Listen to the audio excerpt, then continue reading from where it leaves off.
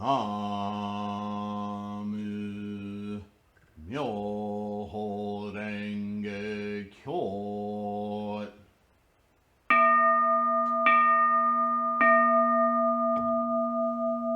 Namu Myoho Renge Kyo.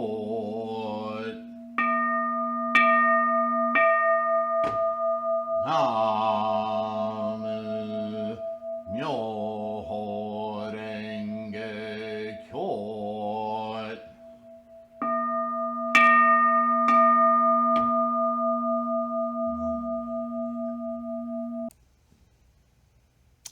Namo Myoho Renge Kyo. Hi, everyone. Thanks for being here. Namo Myoho Renge Kyo. Thank you. Thank you for supporting this channel, this effort. As you know, we practice Nichiren's elucidations of our modern capacity to practice Lotus Sutra, Buddhism, Shakyamuni's ultimate teaching of self-Buddhiness, self-realization, self-enlightenment, to truly manifest our maximal potential, self-manifestation. Thank you again for being here. We are in the process of reading a translation of Nichiren's writing on opening of the eyes, a writing that he endeavored, a book actually, in kind of periodically Nichiren over his studious career and his teaching career reevaluated his position as it evolved throughout his life, just like all of us. This was written after his exile to Sado Island, and he was beginning to really realize the nature of his life's mission. Strictly because of his, some of us, we go through life and we just kind of roll with the changes, as it's often said, yeah? And things, politicians come and go, authorities come and go,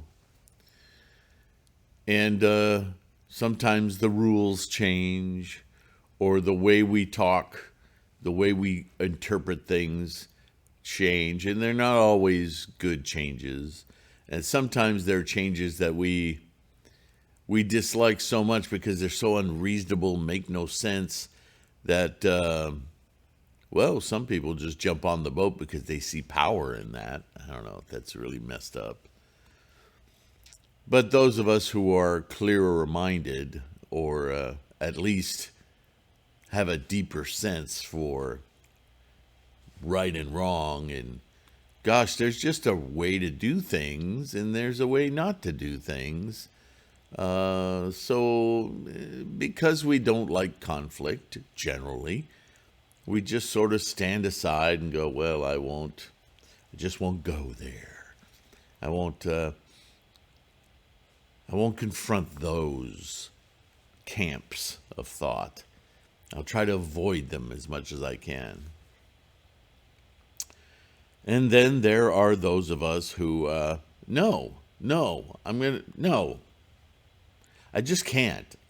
Because by avoiding and not calling out bullshit for what it is, I feel dirty. I feel complicit. I can't allow that. Let them go the other side of the street and avoid me with their derision and stupidity. Right?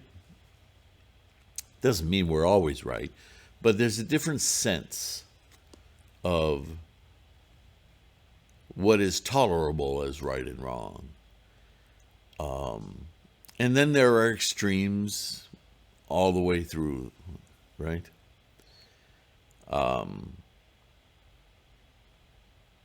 whether it's, I think we're all on what they call autistic spectrum, and no disrespect for those who are really deeply affected by autism. That's a big thing. So no disrespect, but I think all of us, especially in these modern times, are some component of autistic, right? Maybe not all, but I don't know. The varying degrees of the spectrum are so hard to define. And why do I bring that up? Because sometimes I think I have an almost, I have such a profound reaction to liars, deceivers, people who lie without even knowing that they lie, or they lie, but that much more with greater intensity, like that somehow approves of their lie. My father, I have personal experience with this. My father was one of those people who thought that, and he would smile knowing that what he was saying was completely ridiculous. But he would scream it. He could scream louder. He was 5'2", built like a little ape. And he would win arguments simply because he would outscream everyone. And then he'd get that little grin on his face like, I won. Yeah, that was an example in my life, yeah. So maybe that's why I have such an extreme, I think extreme. Maybe it's not extreme. Maybe I'm just not willing to take that.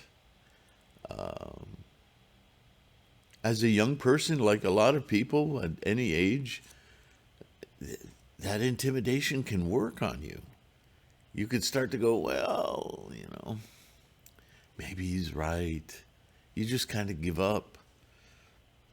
Please don't give up. All of this I'm saying not to, talk about myself or aggrandize myself or humiliate myself. I bring it all up because it's human nature. We all experience various forms of it. And all of this speaks to who Nichiren was and why he's our perfect mentor.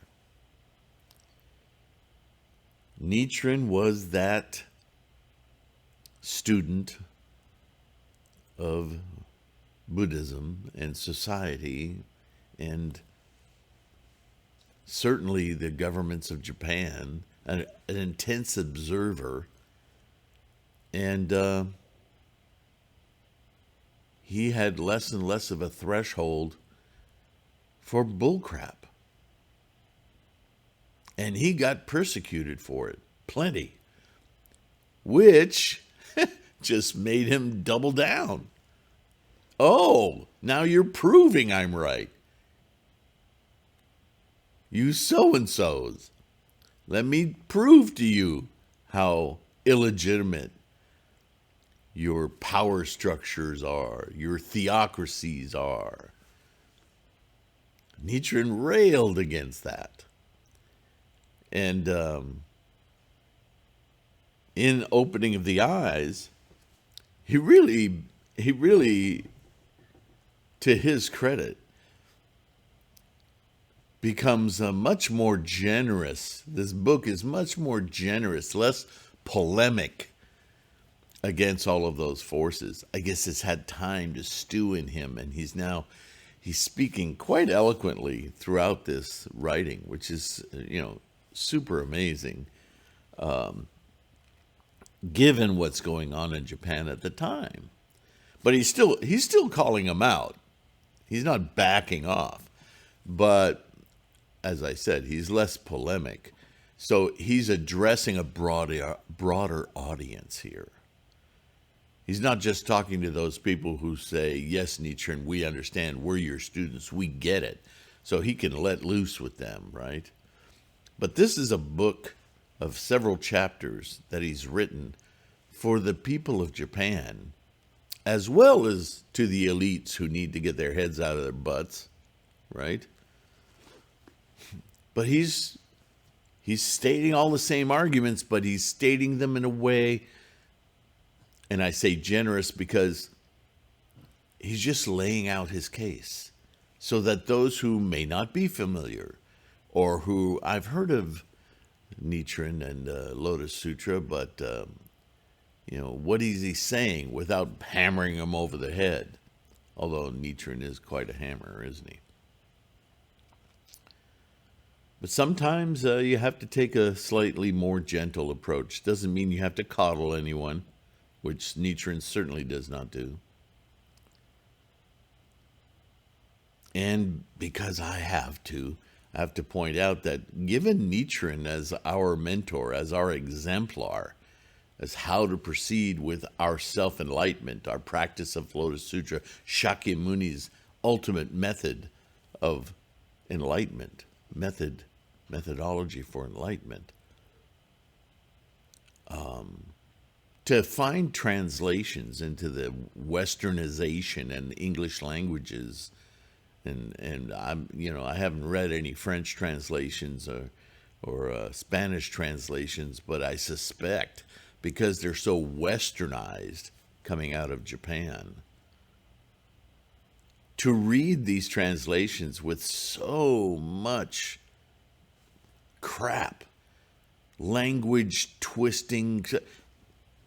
I've brought it up many, many times, right? It's super, it's not just disappointing, it's insulting. Given our teacher, Nichiren, how is it possible, right? Oh my, all the more reason that we need discussion with one another like this. Truthful, clear discussions.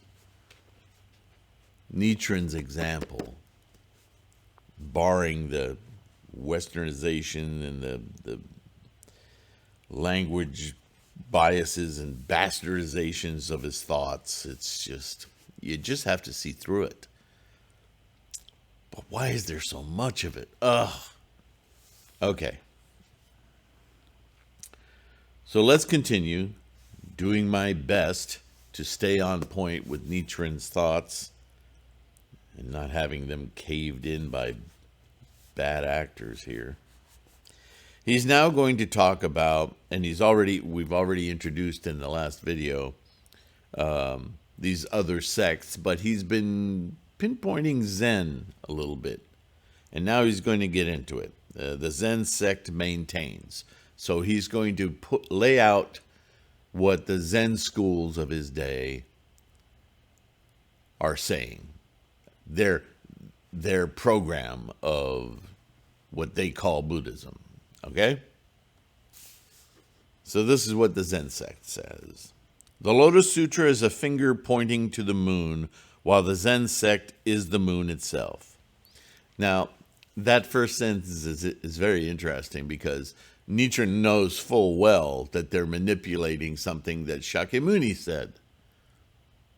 Shakyamuni was talking about people who get very attached to ritual and words and memorization, oddly enough, the way Buddhism was spread for hundreds of years.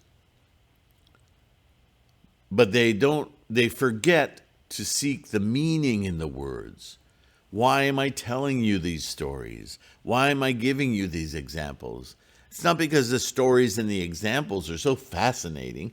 It's because of what they're saying, what they're implying, what the meaning is. And to illustrate that, Shakyamuni said the words and the stories are like a finger pointing at the moon. If all you do is look at the finger, you'll never get it. You'll never understand what Buddhism is about, what it means, the way it analyzes the way your mind is working. If all you look at is the finger, you'll miss the wonderful heavenly bodies like the moon. That's what Shakyamuni talking, and the Zen takes it and says, Oh, that Lotus Sutra, that that guy Shakyamuni. What do you mean? The founder of what you say you're practicing? Oh, no, no. That guy, he's just writing this thing. And it was just like a finger pointing at the moon. What? Oh, the Zen sect, though. We're the moon. What? Have you lost your mind? Anyway, they're twisting Shakyamuni's words, right? Good old politicians. This is what they do. They know you're hooked into the words, so they'll take those words and they'll flip it around and make it point to what they want you to see and believe in what they're telling you. See? We're superior because we can mess the words up. Boy, if we don't live in an era that is inundated in this kind of rhetorical storm of crap. Just listen to politicians today, or don't. They're just so busy falling over themselves, trying to twist words around and smile at you like, see? This is total crap, but it sounds good.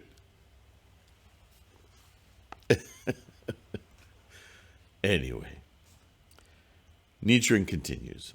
After grasping the moon, there is no need for the finger to point at it. Oh, clever. So get rid of that lotus, that pesky Lotus Sutra, the teaching of what should be the founder of Buddhism. Oh, just toss it. We don't need it. We're better. Zen is the heart of the Buddha, while the Lotus Sutra is merely his words. There it is, explicitly flipping the script.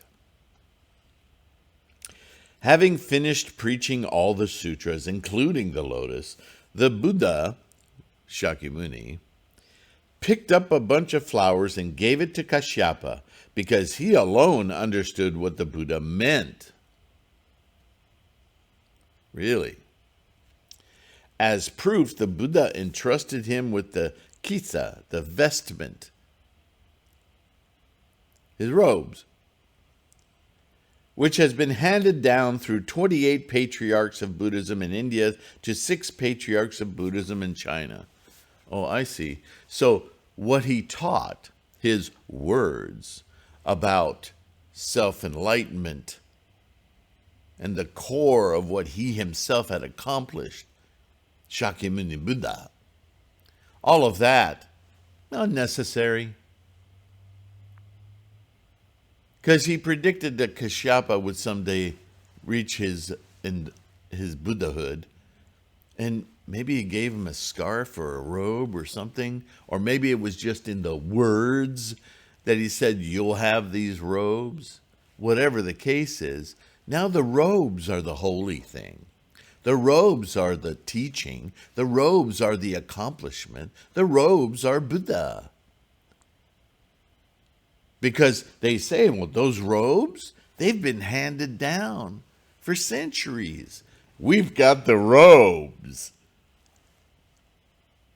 Are these guys on acid? This is the kind of logic. We see it today everywhere.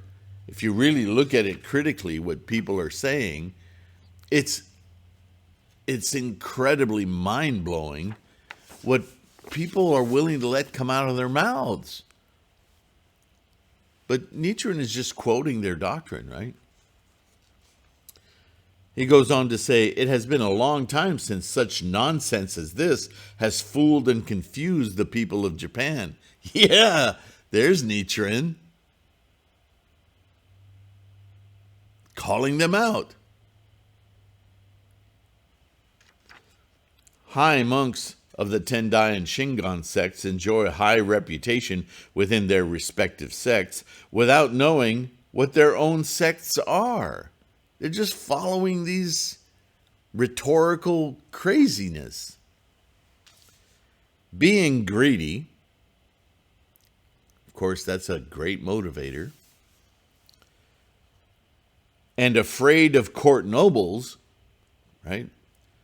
When you're seeking power, you're obsequious to power. And warriors in power, they approve and even praise what the Pure Land and Zen schools claim. Right? Go along to get along. When Shakyamuni Buddha preached the Lotus Sutra, the Buddha of many treasures, Tahoe Buddha, and numerous Buddhas and manifestations coming from all over the world and the universe, this is attested to in the very teaching. Nichiren isn't making it up. Verified having it spread forever. The Lotus Sutra was the forever teaching. It says so in the teaching. Now the high monks of the Tendai sect seem to agree with the false claims of the Zen and Pure Land monks that the Lotus Sutra, well, it's too exquisite for people to understand. That backhanded compliment, right? We can't have you in our club because you're too good for us. Now get out. Right? Oh, you're magnificent. Bye. What kind of logic is that? As a result, he continues, the Lotus Sutra exists in name only in Japan, if only for something to deride, without anyone attaining Buddhahood. How could they? You've stripped them of the very method for them to do it. Because it's too exquisite. Now, whom should we consider one who practices the Lotus Sutra? Numerous monks were exiled for burning temples and stupas. Many high priests are frowned at for catering to the whims of court nobles and warriors in power, right? Should we call them those who practice the Lotus Sutra? I think not. Nichiren is making his example here, right? Like, again, I'll refer to the emperor's new clothes. Is the kid who's pointing out, hey, the emperor is naked, is he the one who's after the truth? AKA Lotus Sutra? Or are the people in the crowd who's telling the kid to shut up and fawning over the naked emperor, telling him how wonderful his clothes are they the ones seeking after the truth?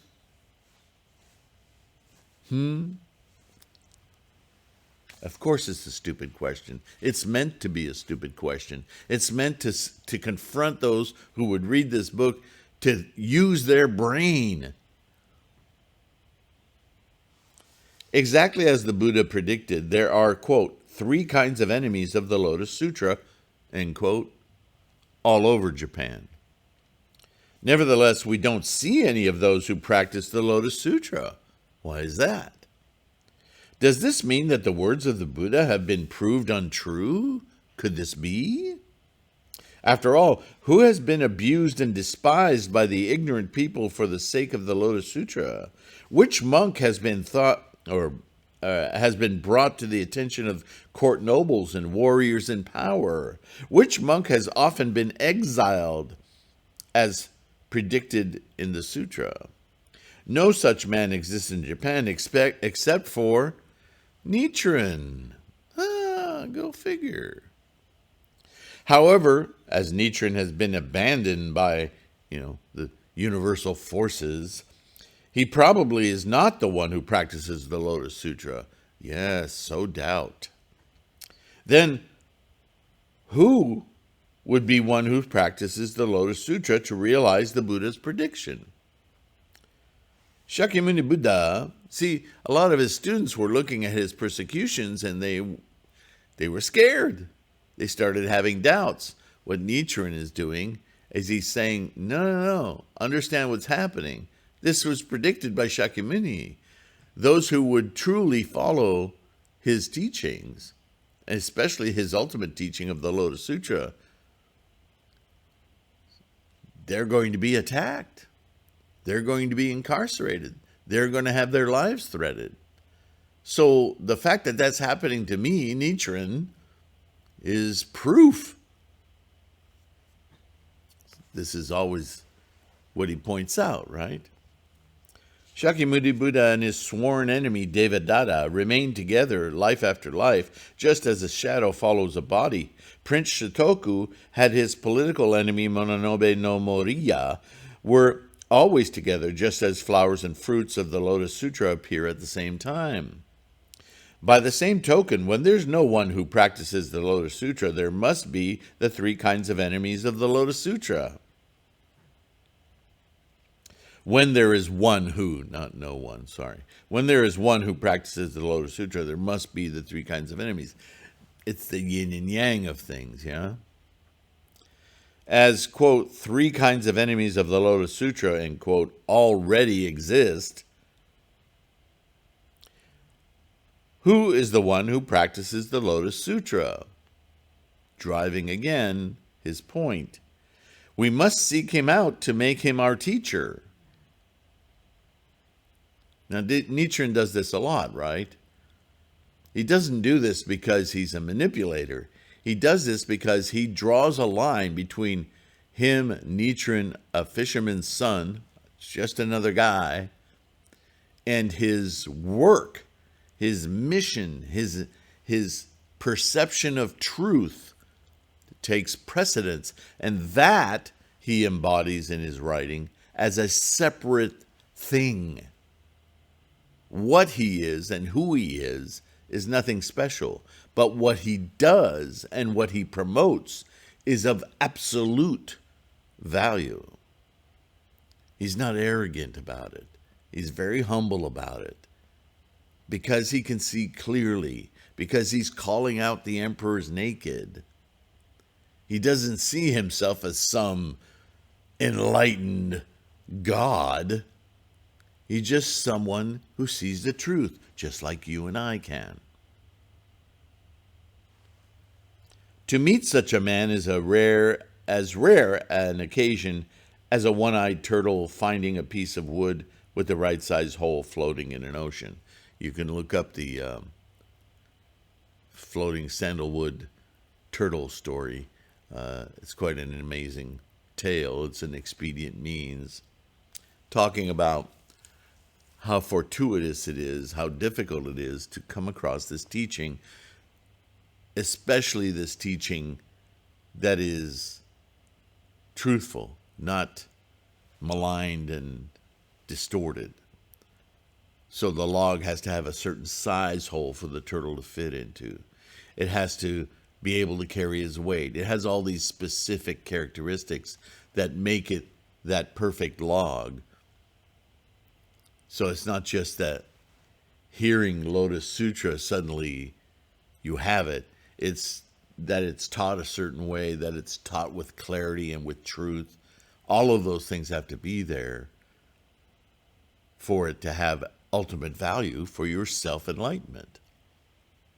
So it's an interesting story. You should look it up if you don't know it.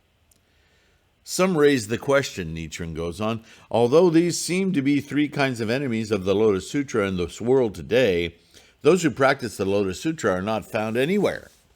It is difficult for us to call you the one who practices the Lotus Sutra because there's a great deal of discrepancy. Where's the discrepancy, do you think? Right? In all the polemics and bullshit that's being spread about Nichiren. You know, people can't seem to make up their own minds about truth. They have to be told that it's the truth. This frustrates Nichiren to no end. That's why he spent so much time speaking about himself in the third person. Hello, take a look. But people need convincing.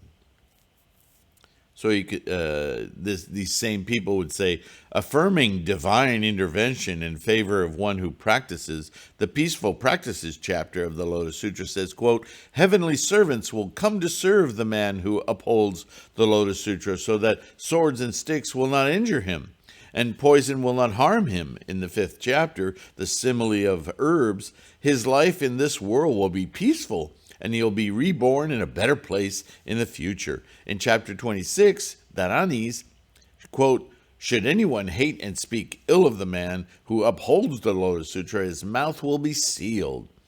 Anyone who does harm to him will have his head split into 7 pieces like a twig of an arjaka tree, end quote. And in the 28th chapter, Encouragement of Universal Sage Bodhisattva, quote, he will be rewarded with happiness in his present life, and if anyone upon seeing a man upholding this sutra exposes his faults, justifiably or not, because nobody's perfect, such a man will be afflicted with white leprosy.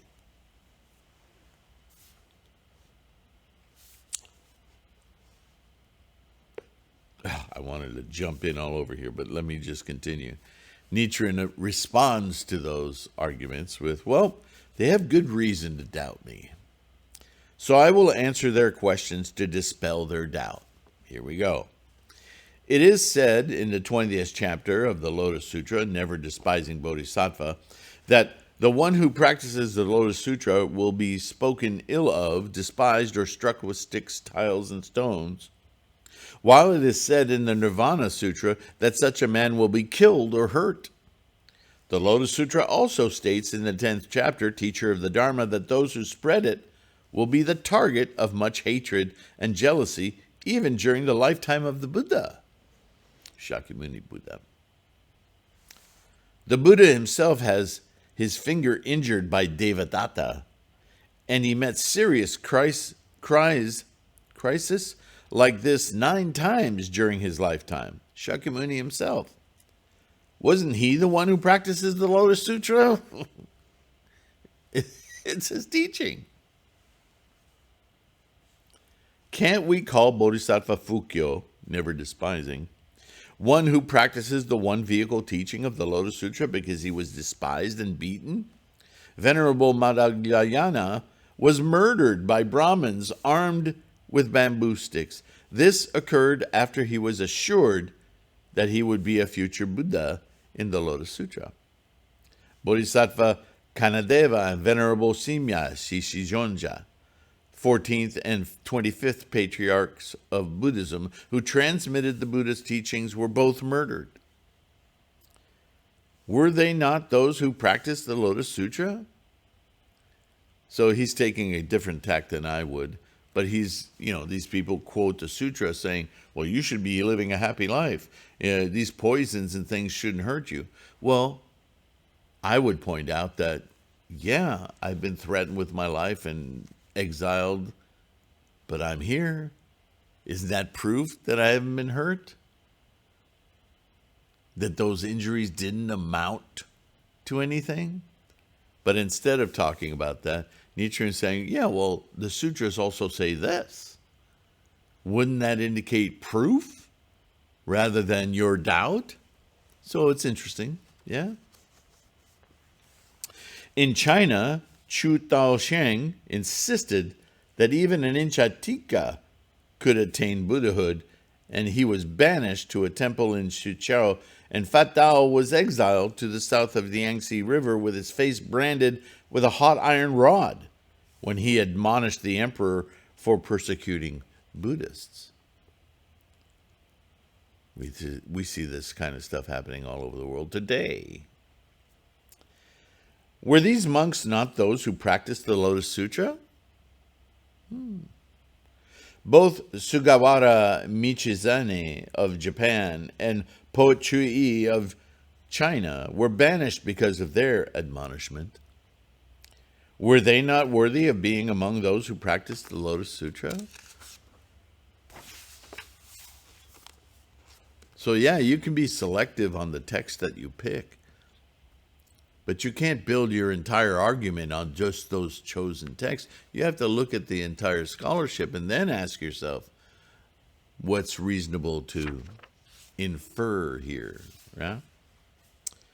Chapter 15, the 3 great vows. Where are we time-wise? Not too bad. I wonder, Nichiren continues, why were these men persecuted? Suppose there's a person who never slandered the Lotus Sutra in his previous lives and is upholding it in this present life, past, present, future.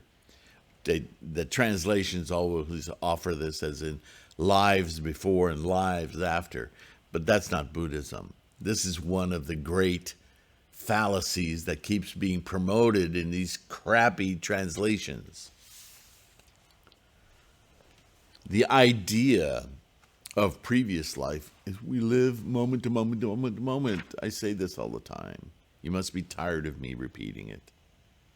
Which means that the person I was a moment ago, or 10 years ago, or when I was 10 years old, certainly not the person sitting here before you speaking now.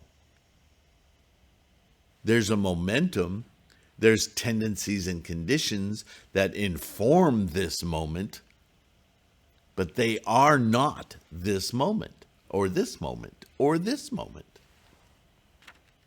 Wow, look at all those previous lives. This is pretty simple, really.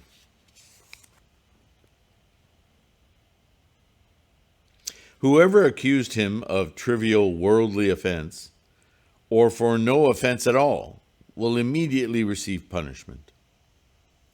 Ashura demons who attacked Indra were immediately repulsed, and the monster bird Konjicho, who invaded Lake Anukuda to devour Dragon King, was killed on the spot. Right? These are references to the expedient means, to the stories that were used to explain the way cause and effect work. Right? Grandmaster Tendai, in his profound meaning of the Lotus Sutra, Facile 6, asserts, quote, "Our troubles and sufferings in this world are all due to our own errors in the past lives, in the past." Just drop the word lives and it'll read much more sensibly rather than nonsense. And rewards for our meritorious act in this life, in this moment, will be received in the future. Duh. It is also said in the Sutra of Meditation on the Ground of the Mind, right?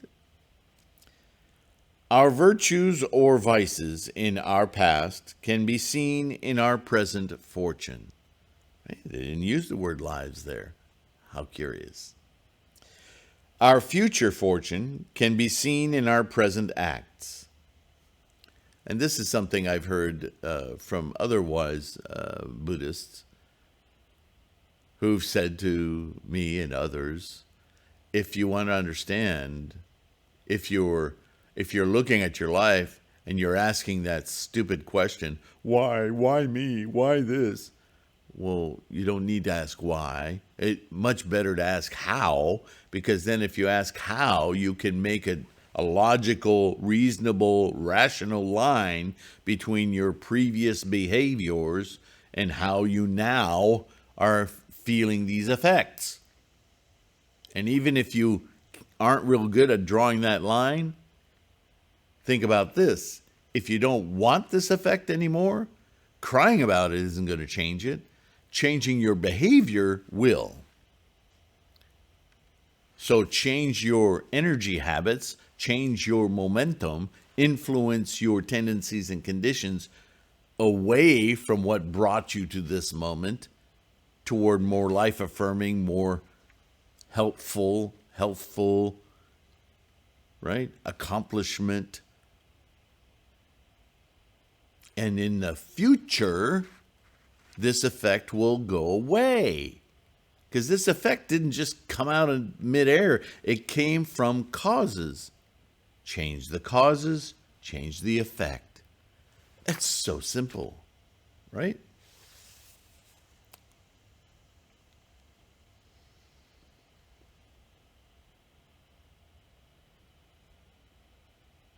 Thus, the Bodhisattva made amends for the past. In other words, changed its habits. It seems that never despising Bodhisattva was attacked with rocks and tiles because of his past errors.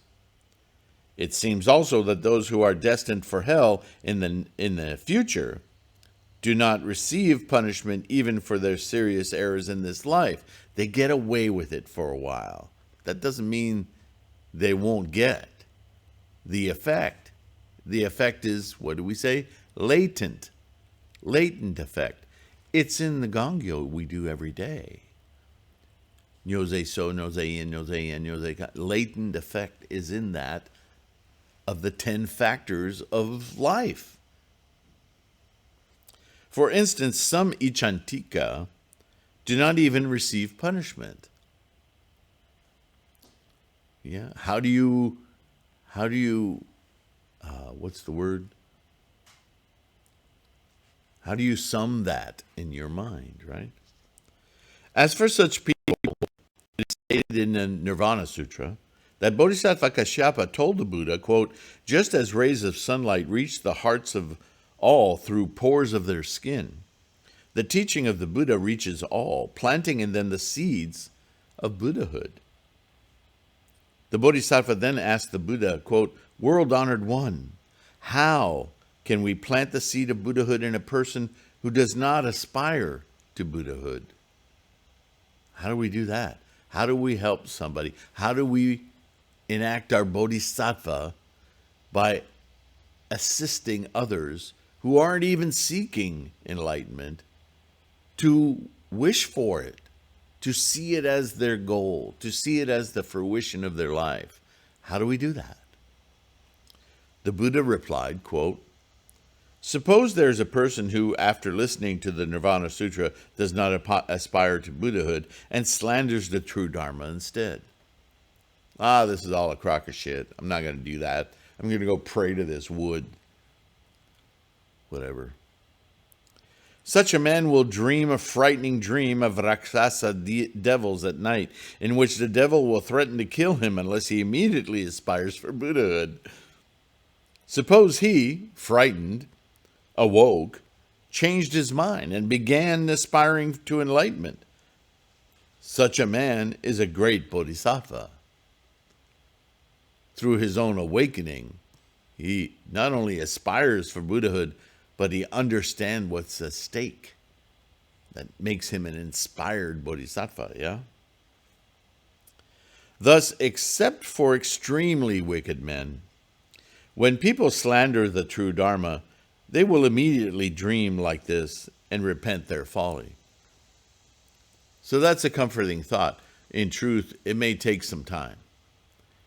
It may take some time for somebody's life to go through enough misery, having heard that they don't need to do that, that they will finally open up to the idea that there may be a way to experience this life more fully, more life-affirming, more joyful. It's just logic, it's reason, it's rationality. Not that all people are reasonable or rational. But ultimately, it must win out. It is the universal life. You can fight it, or you can enjoy it. Some people choose to fight for an awfully long time. Nichiren goes on. The Nirvana Sutra also states that men of ichantika will never aspire for enlightenment. Now, to be clear, men of ichantika, people of ichantika, are people who are so admired in the words, in the rituals, they never lift their head up long enough to see what the potential is. It's kind of a sad state of affairs, and they become more and more arrogant about what they think they know. So don't, ichantika, don't use that word lightly. It's quite profound. It is as certain as water not being found in dead trees and rocky mountains, as toasted seeds not germinating in rain, as gems purifying dirty water but not the soil, as poison entering the human body when handled by a wounded hand, and as great rain not remaining in the sky. A number of these similes are cited in the sutra to show that men of ichantika are not punished in this world because it is certain that they will go to hell of incessant suffering in the future. It is just like the notorious reigns of King Qie of Xia and King Chao of Yin, or Shang, in ancient China. Natural calamities did not occur during their reigns, as their rule was to be destroyed for their great errors. It could also be that because the true Dharma has been slandered, guardian forces have abandoned this land of Japan. As a result, slanderers of the true Dharma are not punished, while those upholding it are left without any assistance and are subjected to great difficulties. What is said in the Sutra of the Golden Splendor? The number of those who practice the true Dharma grows less by the day, refers to this land today, when the true Dharma is being slandered. I've explained this in detail in my Risho Ankokuran, the treatise on spreading peace throughout the country by establishing the true Dharma. Right? We've read that before. You can look that up on the channel. But he's making a point here again, I don't want you to miss it, that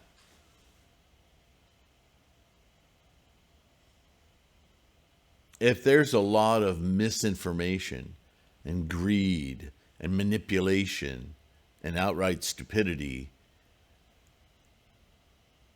coursing through the nation, not just in its leaders, but accepted throughout the authoritarian populace, that's a tremendous amount of energy moving negatively, right? Momentum.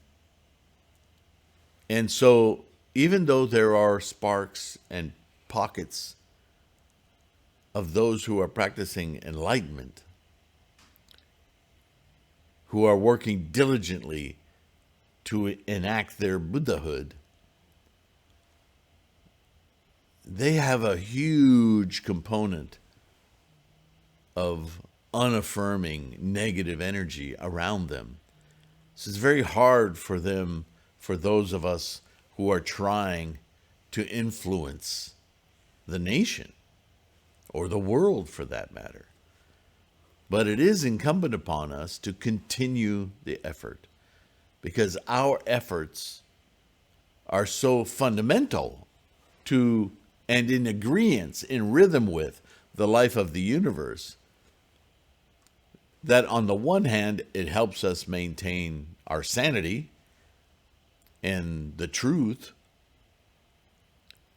and over time will influence and will not just thwart, but reverse and bring into our lives and the life of the nation and the world allies in either supporting what we're doing, at very least, or outright conversion to a life-affirming way of living.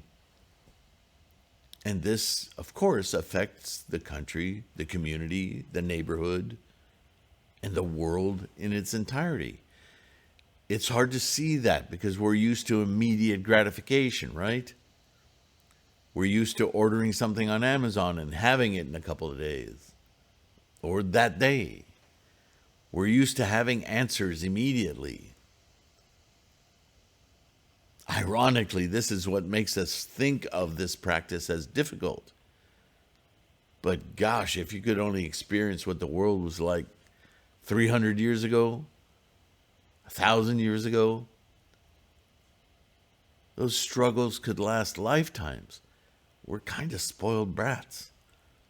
We need to see that our efforts are incredibly valuable. And that we will find evidence in our own lives. Even if we may not see it on the television, in our politicians, you have to have the confidence of knowing that your efforts are meaningful. They are affecting the world around us. You have to have that confidence.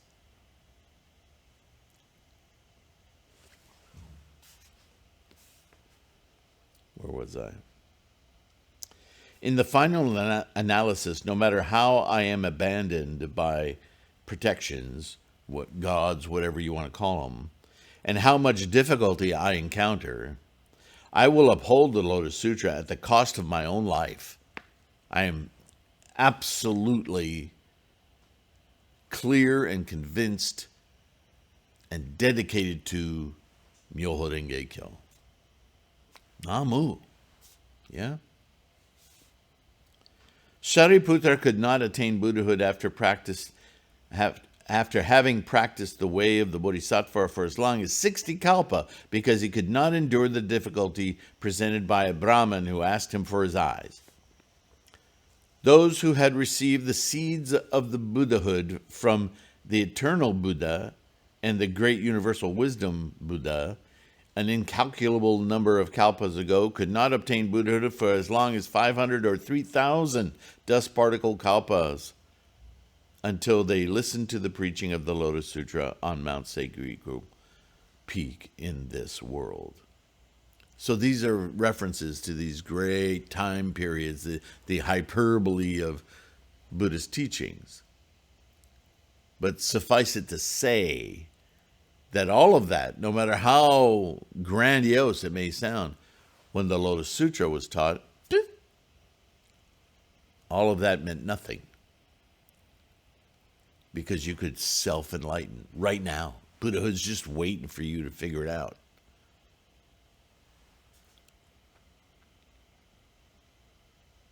It was because they had been mizzled by these evil friends, bad influences, to abandon the Lotus Sutra. No matter what happens, abandoning the Lotus Sutra will cause us to be plunged into hell. The minute you stop aspiring for enlightenment, working on your instantiation of Buddhahood, Buddha-ness, you go right back to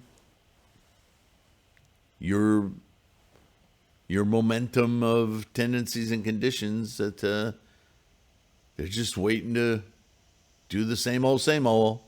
Let's go back to suffering, worrying, anxiety. Let's go back to that, because that's home base.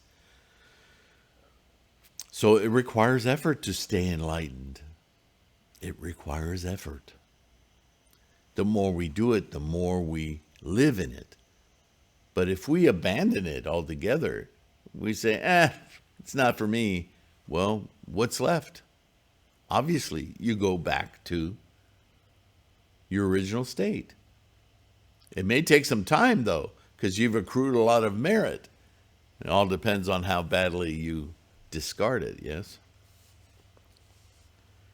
I've made a vow, Nichiren says.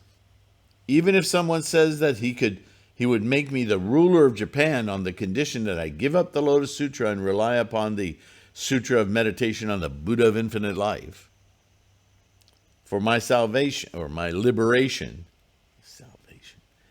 for my liberation in the future, or even if someone threatens me by saying that he'll execute my parents if I don't say Namu Amida Butsu, and no matter how many great difficulties fall upon me, I will not submit to them until a man of wisdom defeats me by reason. Show me how. Show me the documents. Show me the words of Shakyamuni, of Tendai. Show me where it says in the teachings of Buddhism that I'm wrong. The emperor is naked. Show me where his clothes are. See, he's willing to listen, but nobody, right? Other difficulties are like dust in the wind. I will never break my vow to become the pillar of Japan, to become the eyes of Japan, and to become a great vessel for Japan. So there's his dedication to embodying the mission of the votary of the Lotus Sutra. Next chapter, in order to attain Buddhahood, one must compensate for all one's errors. That should be interesting. All right, that's it for today. We'll pick up again with chapter 16 of the opening of the eyes. What an amazing Gosho, yeah? Listen, thank you for listening. Thank you for being here. Thank you for your support. My patrons, you guys are amazing. Some of you are using the bookstore and buying supplies and books there. The Gohanzon map. so you know the personages on this mandala. There's all sorts of resources there. Those of you who are getting Nichiren inscribed Gohonzon's digital copies of that, Nichiren Gohonzon mandala, yeah. You guys are awesome. And I don't know, I don't have any stats, but I'm sure that some of you are going to threefoldlotus.com and downloading a lot of the free materials I have there for study. Even if that study is not only for yourself, but to help you articulate to others who may have questions. They're like study guides, yeah?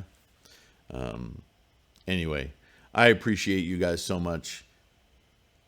Not only for belonging to this Sangha and joining in the conversation, your comments, your emails are incredibly valuable to me.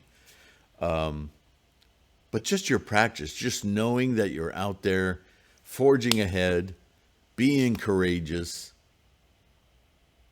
practicing, learning Gangyo, chanting Namo Myoho Renge Kyo.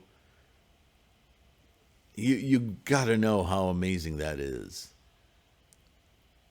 And so kudos to you in deep respect. All right? On that note, I will see you in the next one.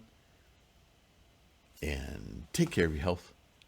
Take care of yourself. Don't beat yourself up. We all, have our struggles. That's just validation of our humanness, right? Namo Myoho Renge Kyo. Stay above it. And I'll see you in the next one. Bye for now.